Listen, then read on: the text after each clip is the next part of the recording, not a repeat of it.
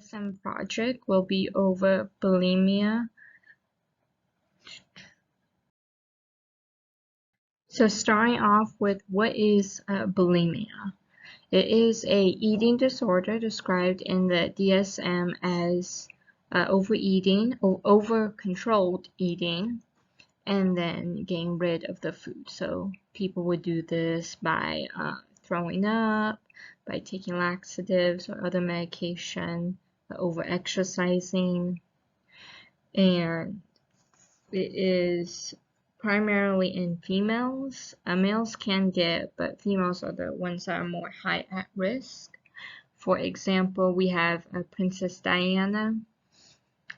She had bulimia, and so she would overeat when it was a stressful situation. For example, for her wedding, the night before her wedding, she expressed that she overate and threw up because she did not want to go through with the wedding, but it was too late to back out. So she poured her emotions into overeating and then throwing up. And that was one of her biggest episodes. It's a good way of describing it. So in the DSM-5, these are the countries where bulimia is high. So the US, New Zealand, Japan, Australia, South Africa, and Canada. I couldn't find the exact numbers, but from the DSM, it is shown that these are the highest countries with bulimia being present. So Hispanics versus whites versus African Americans. A lot of studies were contradicting each other over who was more at risk. For example, a study called Eating Disorders Prevention among the Latino college freshman students, over about 600 college students of the Latino, they were surveyed and they would have to self-report whether or not they had an eating episode and what was going on. The study has shown that the Latino population is either similar or grayer at stopping an eating disorder more so than the white population, which also agrees with the DSM-5, which was saying the white population are at higher risk than the Latino Hispanic culture.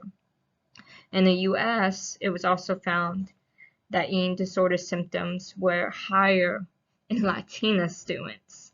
So that was another study. So it basically, studies are contradicting each other. Some are saying Hispanics are at higher risk, others are saying whites are at higher risk, and same with African Americans. Some are saying African Americans are more at higher risk.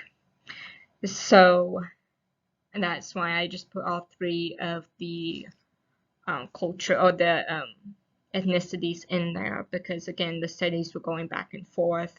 In addition, trying to find beliefs or viewpoints on these three ethnicities were very hard, because all they talked about was, yes, they're at higher risk, no, they're not at higher risk, but they didn't talk about, oh, here's what Hispanics think about bulimia, or here's what whites think about bulimia, and etc.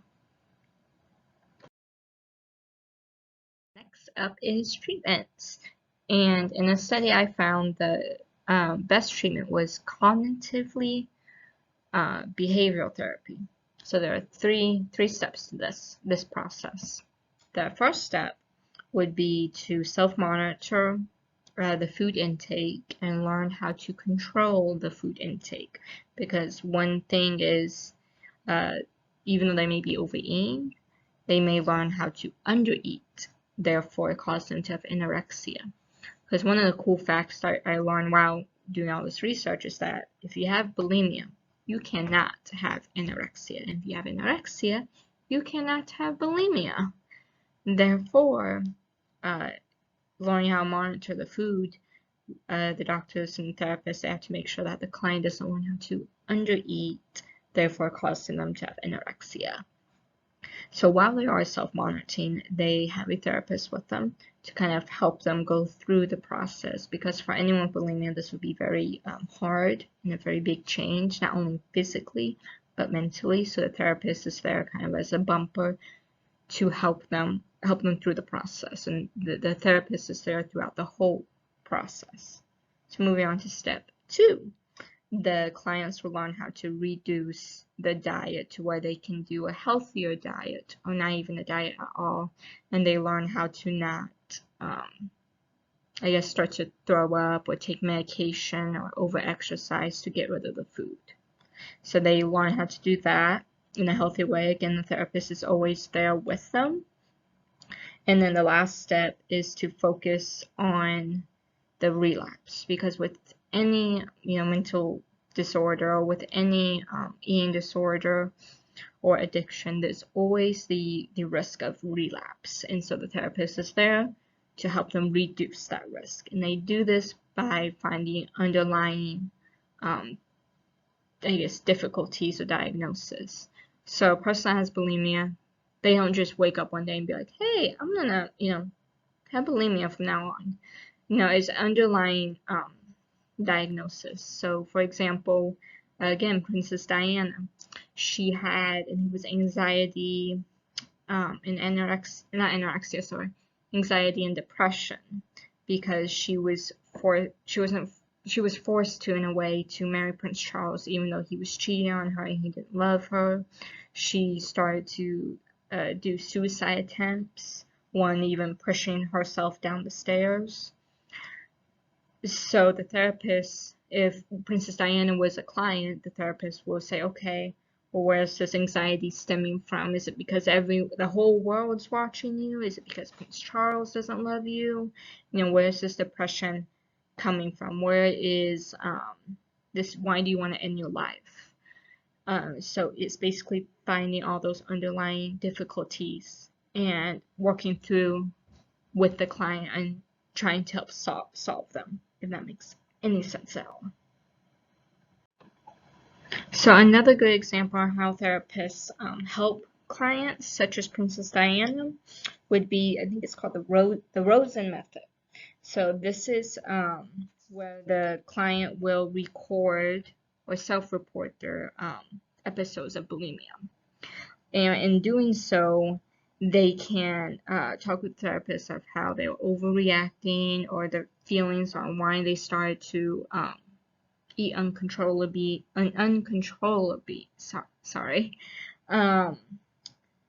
then in doing so, the therapist would adapt. It's called a Bush factor finding. So it's a style to where it's placed upon helping the clients recognize and developing confidence in their own opinions and their own feelings. So people who have bulimia, they are not very confident, and they don't know how to self-advocate. So the therapist is helping them, saying, hey, it's okay to feel sad, it's okay to feel scared, it's okay to think this, it's okay to think that. Here's what we can do about it. Here's how you can, not take it out on the eating, and how here's a healthier way of handling the situation. And so that's how the therapist can help them. And it's also a way to help detect the bulimia episodes, because a lot of them go undetected. Like, a lot of people did not know that Princess Diana had bulimia until she came out with her book, which just opened up a whole new world to what she was going through. So the therapist will be there to help, again, determine, yes, this person has bulimia, here's how we can help them. Okay, and this is another form of treatment. I apologize in advance. I'm really bad at saying almost all these words on the slide. But one treatment that was approved by the US to treat bulimia is the antidepressant.